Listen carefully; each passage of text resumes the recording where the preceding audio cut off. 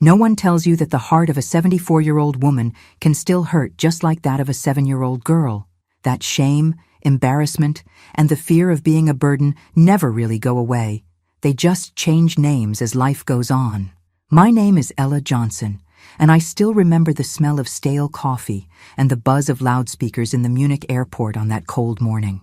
I was there with my rolling suitcase, waiting for my daughter Amanda, my son-in-law Brian, and my granddaughters Chloe and Grace so we could board our long-awaited family vacation.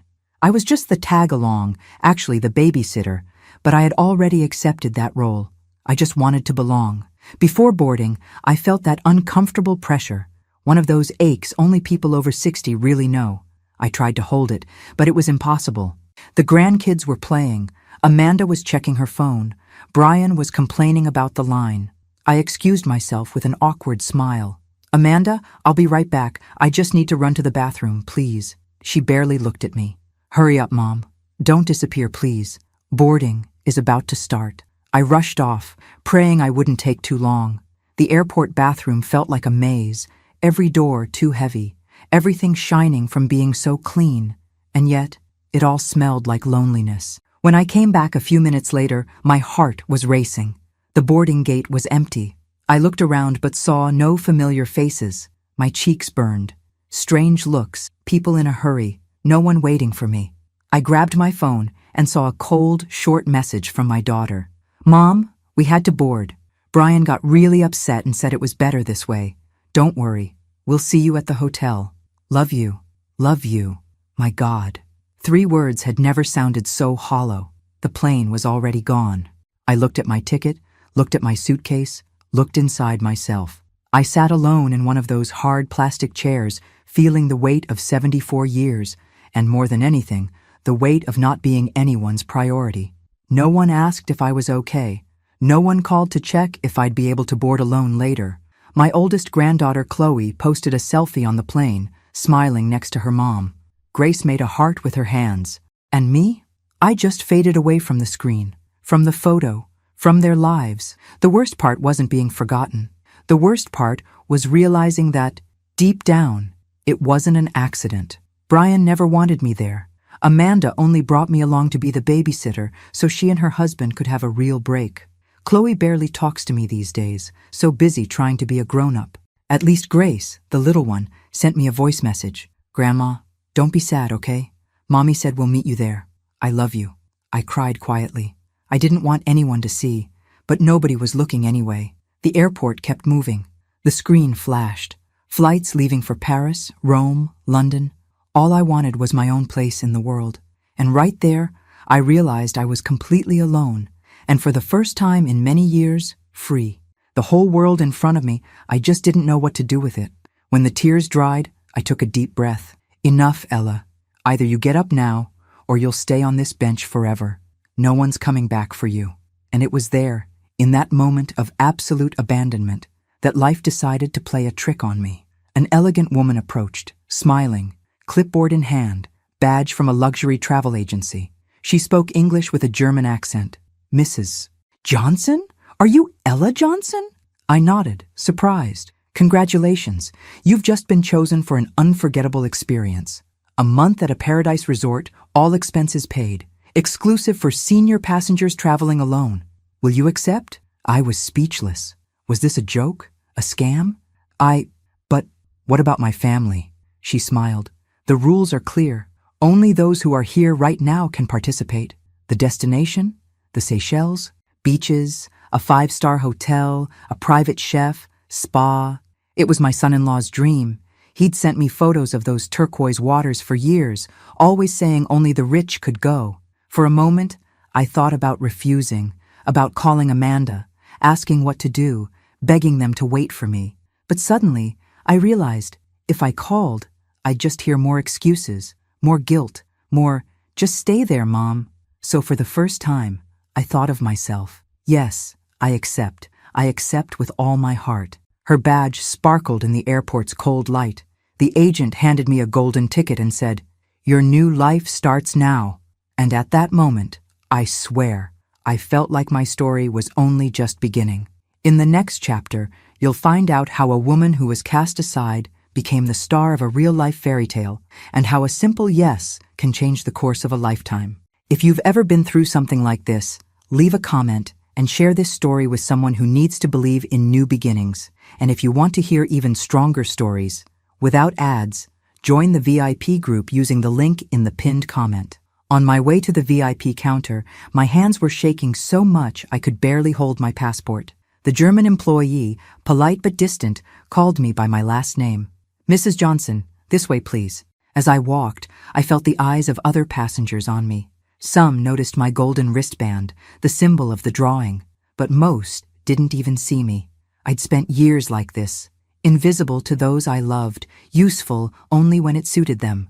Now, I seemed invisible even to the world. The travel agent, smiling and gentle, literally opened doors for me. "I'll arrange your direct transfer to the hotel, Mrs. Johnson. Your flight to the Seychelles leaves tomorrow morning. Tonight, you'll be our guest at the Hilton Airport Hotel. Is there anyone you'd like to notify?" I almost said, "my daughter," but I thought better of it. "No, thank you. They're probably already in another country, enjoying their vacation." I gave a sad smile. Inside, I just felt empty. In the mirrored elevator at the hotel, I looked at myself closely for the first time in years. The wrinkles, the tired expression, the dull hair. But there was something different. A strange light, a spark of rebellion. It was the first real yes I'd said to myself since the divorce. I was 59 when Brian came into my daughter's life. Polite, handsome, but with a sharp arrogance. He was the kind of man who pretends to admire strong women, but really just wants to keep them close as luxury housekeepers. Their wedding was beautiful, but I never forgot the look of disapproval he gave me every time I spoke. To him, I was just the lady with the pension.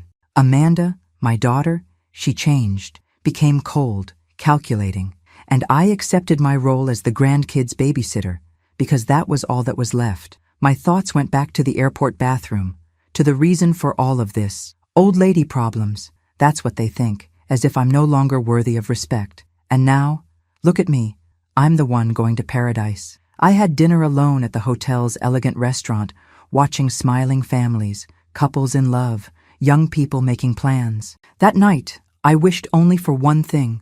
May I have the courage to stop blaming myself. May I never again accept crumbs just for company. My phone vibrated. No messages from the family, only Facebook notifications. Chloe posted a photo. Grace shared a story. In the spacious hotel room, I slowly unpacked my suitcase. I took out my favorite white blouse, a dress I'd never had the courage to wear. "Why waste money on yourself, Ella?" my ex-husband would say whenever I dreamed big. There, leaning against the window overlooking the brightly lit runway, I thought of all the no's I'd heard, from my ex-husband, my daughter, my son-in-law. They all preferred me small, obedient, invisible.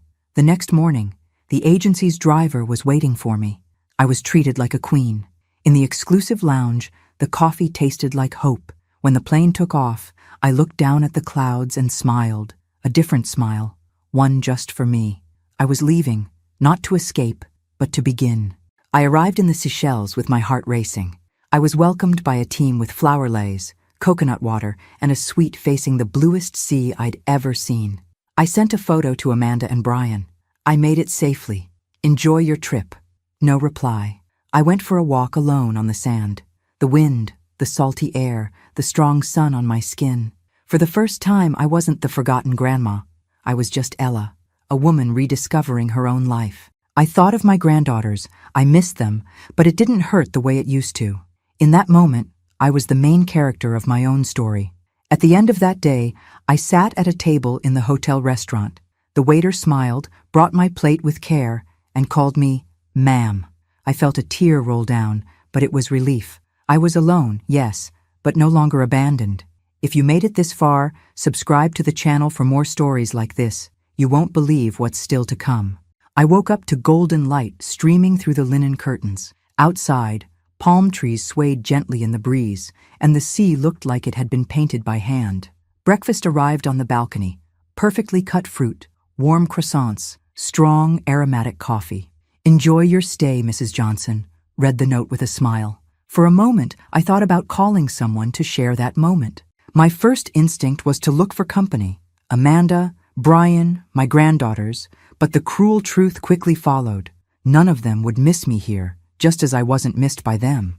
I put on the dark blue dress I'd always saved for a special occasion, as if my life needed someone else's approval to have moments like this. I went down to the beach. The feel of the soft sand under my feet, the sun gently on my face, the salty sea breeze, everything I needed, and yet I still felt that emptiness, only known to those who've been pushed aside by the people they love. With every step, the airport scene replayed in my mind. I remembered Brian's impatient face checking the time, Amanda's indifferent voice. "We can't wait, Mom. You're always late." It had always been that way. I had to rush to be less of a bother, to fit their pace, never the other way around. As I walked, I saw other guests with their families, children laughing, couples sunbathing, groups of friends sharing jokes. And there, in the middle of paradise, I realized how much more loneliness hurts when the injustice still bleeds. I passed a group of American seniors chatting and laughing together in English. One of them, a short man with spiky white hair, was trying to climb onto a float but kept slipping, making the whole group burst out laughing. I wanted to laugh too, but I just watched, shyly, from a distance. At lunch, a surprise. The hotel manager, an elegant lady named Margot, came to my table. "Mrs. Johnson, we have your name as the winner of a month-long full stay. If you need anything, just let me know." She was so attentive that I started to feel important, for once. Still, my phone vibrated now and then. I saw a message from Amanda. "Kurt, let me know when you get to the hotel." I replied kindly, without bitterness. "I'm already here. Everything is wonderful. Are the girls okay?" No reply. It was as if my happiness was forbidden to them, as if a mother only has value when she's suffering, or when she's supporting everyone else's life. I felt a lump in my throat, but I took a deep breath and went for a swim. The water in the Seychelles is so blue it almost hurts your eyes. The touch of the salt, the sound of tropical birds, everything reminded me that the world was much bigger than the home where I'd spent years suffocating. As I swam, I was approached by a woman with gray hair and a big smile, surrounded by a group of Americans. "Are you alone, too?" "Yes, I am," I answered, a bit embarrassed. "Then come with us. Tonight is bingo and wine in the hotel lounge." I accepted the invitation, and for the first time in years, let myself truly laugh without worrying about what anyone thought. Between toasts, games, and stories, I told them about my adventure at the airport. The group was shocked. How could they do that to their own mother? "Sometimes family is just there to show you who you really are to yourself," said one of the ladies, Mary Lou. That night, I received more affection and consideration from strangers than from my own family in years. The pain was still there, but for the first time, I felt that maybe, just maybe, I could free myself from needing acceptance from those who never truly accepted me. The next morning, I woke up to the smell of fresh bread and tropical flowers someone had left at my door. For a few seconds, I forgot where I was, until I saw the card with my name written by hand. "Welcome to paradise, Ella." I felt a real burst of joy, something rare in recent years. I went down to breakfast, but couldn't put my phone down. I needed to know if Amanda had answered. Nothing. Only then did I realize how deeply I feared being forgotten for good. I turned on the hotel TV and watched the international news. It showed a heat wave in southern Europe, tourists flooding airports, delayed flights. I thought it was ironic. I'd always been the family's delay, and now I was free, living what could be both the biggest delay and the biggest opportunity of my life. Around noon, Amanda finally sent a message. "Didn't you care about ruining the girls' trip? Brian is furious. That's all anyone here talks about." I read it over and over, feeling sick to my stomach. It was always like this. Guilty for existing, guilty for being human, for needing a bathroom, for being old, for not being perfect. I wanted to reply that it wasn't fair, but I erased the words before sending. I took a hotel bike and rode along the shore. The wind, the smell of the ocean, the warmth of the sun, everything felt like freedom, but my mind kept bringing back lines from the past. I remembered the day Brian complained. "Your mom ruins every trip, Amanda. All she does is complain. All she does is mess things up." And Amanda, already tired of me, replied, "Yeah, Mom, you could try a little harder. That silent pain of being a burden, of not belonging, of never being a priority." Those memories blended with the breeze on my face and the sounds of the luxury hotel, creating a contrast between paradise and loneliness.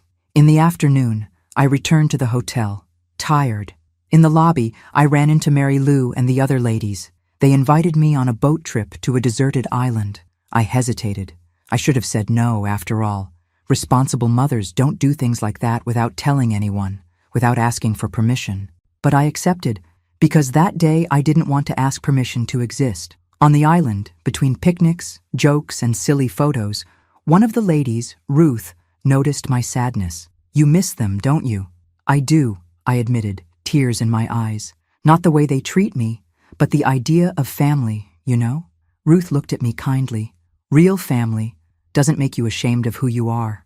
I felt such relief that I cried right there, in the middle of paradise, hugged by strangers. At the end of the trip, on the way back to the hotel, I took a photo with the group. I posted it on social media, without a caption. For the first time, I wanted Amanda and Brian to see that I was okay, maybe even happy. If you've ever felt like a burden, or someone has made you believe you don't deserve happiness, like this video and share it. Maybe you'll help someone else realize they're not alone. Dinner that night was on the hotel terrace, by candlelight, overlooking the endless blue sea. There was live music, the laughter of happy travelers, and the aroma of fresh fish mixed with the scent of bougainvillea. Sitting there, I glanced at my phone, hoping for an apology, a voice, a sign that I was missed. Nothing. No call from Amanda, no video chat with my granddaughters, not even a good night, Mom. At first, the absence hurt, as if a weight was pulling me deeper inside myself. But then, as I watched couples and groups of friends celebrating life around me, a surprising thought crossed my mind. No one here knew me. For the first time in a long while, I was just Ella. I wasn't the forgotten grandma, or the annoying mother-in-law, or the awkward mom. I was simply a woman with white hair, wearing a light blue dress with a glass of wine in her hand, and a new world before her eyes. For the first time in years, I didn't have to apologize for being slow, for laughing too loudly, for mixing up someone's name, for asking for seconds on dessert. I smiled for no reason and closed my eyes to feel the warm breeze on my face. There, I discovered that loneliness, when you stop fighting it, can turn into freedom. In the middle of dinner, Mary Lou approached me with her sharp sense of humor. "Ella, tomorrow we're going to the most famous spa on the island. Hot stone massages, mud baths, everything included. Are you coming?" "Of course," I replied, trying not to sound too excited. "No asking your daughter for permission, okay? Here, you own your own time." We laughed together, and for the first time in ages, I felt like someone wanted me around just because they liked me. When I got back to my room, I decided to write down my feelings. I took a hotel notebook and wrote about the pain of being forgotten, but also about the unexpected pleasure of being free. I wrote about the shame of needing a bathroom and being called an old people problem, but also about the pride of being here, surviving, enduring, and learning to love myself. That night, my dreams were a blur of airports, beaches, and the laughter of my granddaughters. I woke up early, my heart still aching, but curious about the day ahead. At breakfast, Ruth surprised me. "Ella, did you see the local paper?" "No, why?" "There's a story about senior tourists rediscovering life on their own. I bet you'll be next." I smiled, not quite believing it. Me, in a news story? Me, who always feared being invisible. And that was when I decided, if the world had given me this chance, I would make every minute count. The next day dawned warm and golden. Our group decided to explore a secluded beach, famous for its turquoise water and fine sand. The morning brought a different energy. The hotel was busier than usual. Staff whispered in the hallways and guests were snapping photos at the entrance. As I came down for breakfast, a smiling receptionist surprised me. "Mrs. Ella, there's a TV crew on the island. They heard about the group of American ladies enjoying a dream vacation. They're looking for someone to interview." My first instinct was to refuse. Me, out in the open, telling everyone how I'd been forgotten at the airport? But Mary Lou wouldn't allow it. "Ella, you have an amazing story. They need to hear what a woman like you has been through, and how you overcame it." So, dressed in my best white blouse, I went to the hotel lounge. The reporter looked me up and down, then smiled politely. "Mrs. Johnson, what brought you here? so far from home and family. My throat tightened. But in front of the cameras, I decided not to hide anything. I came because I was left behind. Literally. My family boarded the plane and left me at the airport because I had one of those incidents that only people over 70 understand. I was alone, sad, but someone at the counter offered me a ticket for this trip. And you see, it turned out to be the best thing that ever happened to me. The reporter laughed, genuinely surprised. And how has the experience been? Liberating, I replied. For the first time in decades, no one expects anything from me. I'm not a babysitter.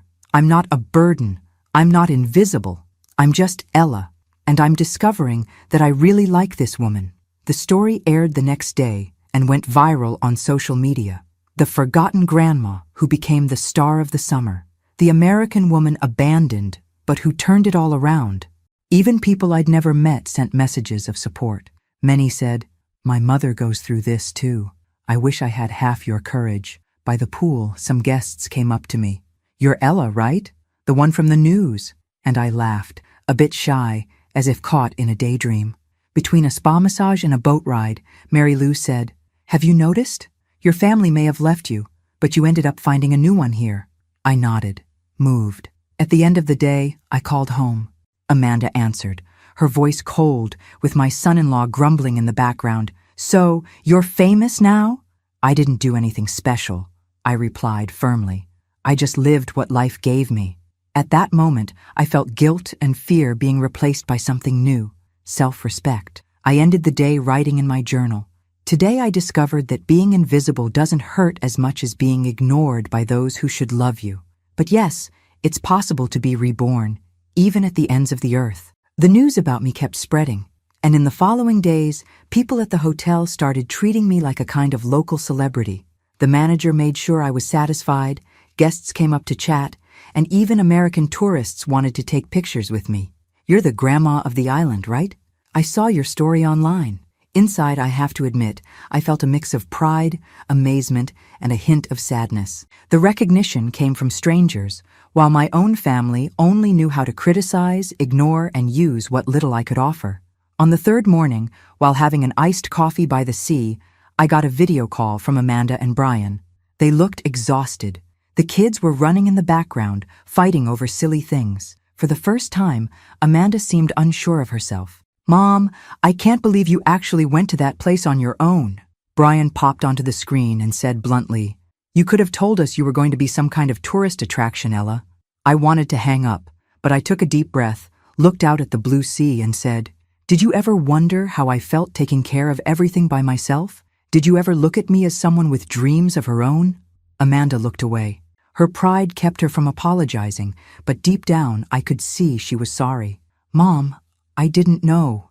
"Now you do," I replied, without bitterness, just with the serenity of someone who had finally found her own worth. I hung up and was invited to dinner with a group of Americans. Among them was a lady named Georgia, 80 years old, widowed, but full of contagious energy. She told me about her travels, her grandchildren, and how, after turning 70, she decided no one else would dictate her happiness. "You know, Ella, we live too long to spend life waiting for other people. Don't wait for recognition. Do things for yourself." After dinner, I walked along the shore.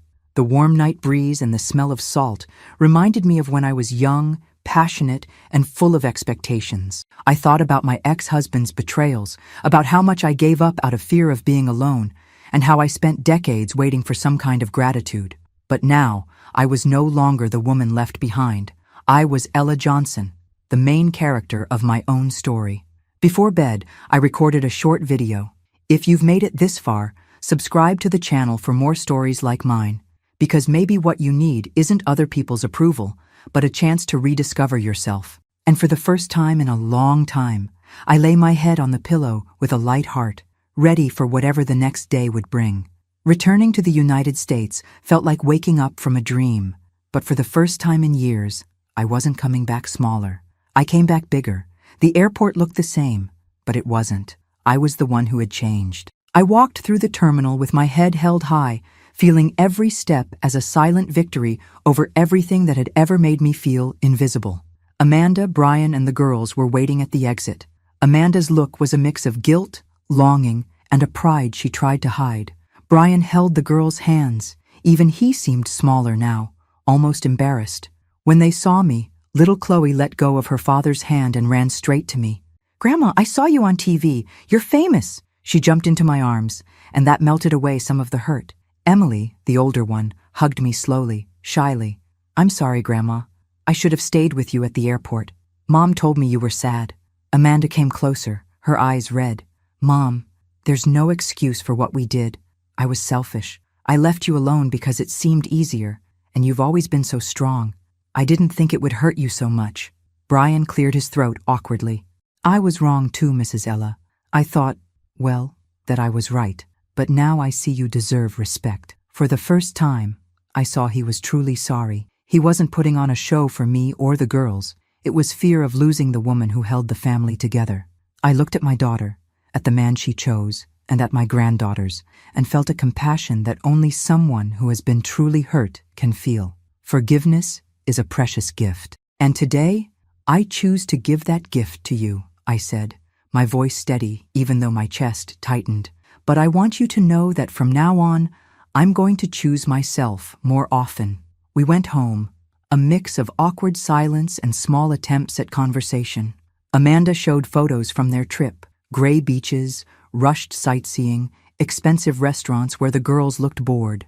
I could see in their eyes the emptiness of people who had everything but lost what mattered most: presence. At dinner, I made my famous American pasta, the one only I know how to make, with my secret sauce. Amanda, a little shy, helped set the table. "Mom, if you're ever up for it, I want to travel with you again.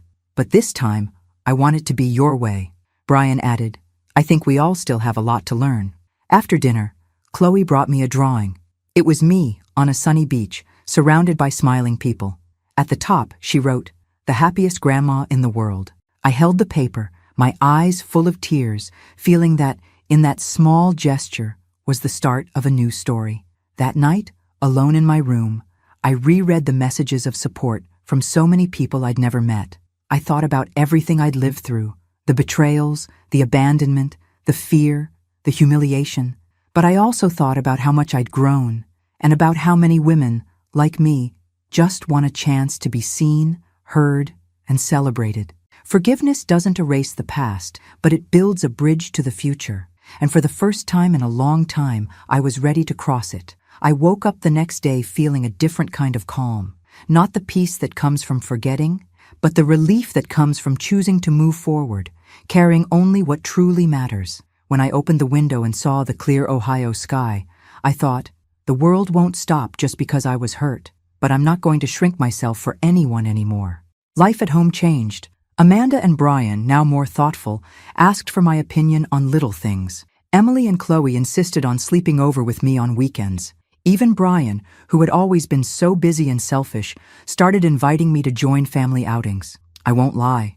At first it still hurt to remember the airport, the abandonment, the things I overheard, and Brian's jokes about old people always getting in the way. But something inside me had changed forever.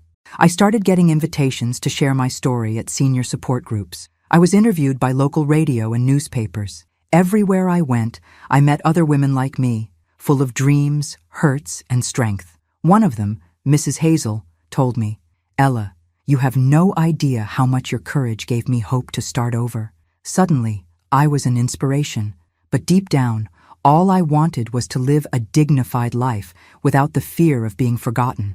I got a message from the journalist who found me on that beach in Greece. "Ella, your story has traveled the world. There are people who want to meet you, brands that want to sponsor you, people dreaming of being like you." For a moment, I laughed to myself. It was ironic. That woman left behind at the airport, invisible to her own family, now had fans all the way in Australia. Amanda noticed all the attention and the kindness from people. "Mom, I don't even know what to say," she started, hesitantly. "You don't have to say anything," I replied. "Just hug me." She hugged me, truly, for the first time in years. And in that hug, there was no guilt, only gratitude. The invitation for a new trip came quickly. An American travel company, moved by my story, gifted me with a new package. This time, I could bring anyone I wanted. I looked at my family and, without resentment, asked, "So, Are you ready for a fresh start? Amanda cried. Brian smiled, a little embarrassed, but said yes. Emily and Chloe jumped for joy. Before boarding, I received hundreds of messages from listeners. Ella, your story is my story. I was so moved, I shared it. I want to be strong like you. If you've ever been through something like this, leave a comment, subscribe to the channel, and share this story so no one is ever left invisible again. As the plane took off, I closed my eyes. I was no longer just a grandmother, just a mother, just an old woman. I was Ella Johnson, a 74-year-old woman who found dignity, forgiveness, and, above all, self-love. And the best part? There was still so much more life ahead.